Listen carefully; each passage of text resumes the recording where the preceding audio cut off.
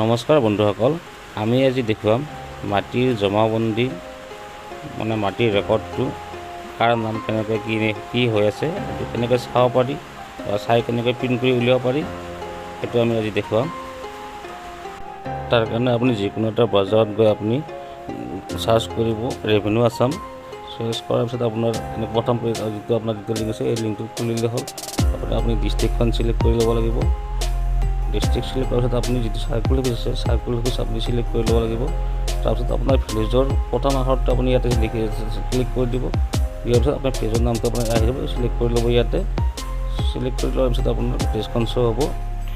ইয়াতে তিনিটা অপশ্যন আছে, চাৰ্চ বাই ডাক নম্বৰ, তাৰপিছত আপোনাৰ চাৰ্চ বাই পাট্টা নম্বৰ, চাৰ্চ বাই পাট্টাদাৰ নেম। ইয়াৰে তিনিটা অপশ্যনেৰে আপুনি চাৰ্চ কৰিব পাৰিব। পাট্টা নাম আৰু ডাক নম্বৰ দুটাৰ চিষ্টেম একেই চেম।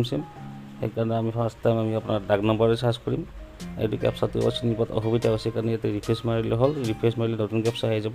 এই কেপচাটো চিনি পোৱাত অসুবিধা আছে কাৰণে আমি নতুন কেপচা লৈ ল'লোঁ আৰু আকৌ এতিয়া আমি এইটো নতুন কেপচা লৈ ল'লোঁ। তাৰপিছত আপোনাৰ এইটো নতুন যিটো আমাৰ কেপচা আহিছে এইটো আমি টাইপ কৰিম। টাইপ কৰাৰ পিছত আপোনাৰ ইয়াত ডাক নম্বৰটো মাৰি দিলে হ'ল।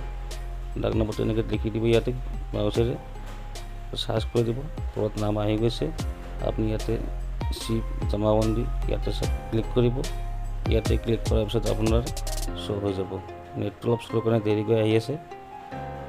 আপোনাৰ ইয়াতে নেটৰে প্ৰব্লেম, চাৰ্ভাৰ প্ৰব্লেম হৈ থাকে। এনেকৈ ৰিফ্ৰেছ মাৰি দিলে আপোনাৰ আকৌ খোলা যাব। এয়া খোলা গৈছে। এইখনে জমাবন্দী, এইখন আপুনি প্ৰিণ্ট কৰিব পাৰে বা আপুনি PDF-ত ছেভ কৰি ৰাখিব পাৰে। লগতে পাট্টাদাৰৰ নেম চাৰ্চ কৰি কেনেকৈ জমাবন্দীখন উলিয়াব পাৰিম একেলগে আমি সেইটোও চাই লওঁ আহক। ইয়াতে আপুনি ক্লিক কৰক চাৰ্চ বাই পাট্টাদাৰ নেম। এইটো চাৰ্ভাৰৰ কাৰণে এনেকুৱা আহি থাকে। নতুনকৈ ক্লিক কৰিছোঁ, আহিছে। ইয়াতে আপুনি কেপচাটো বহাই লওক।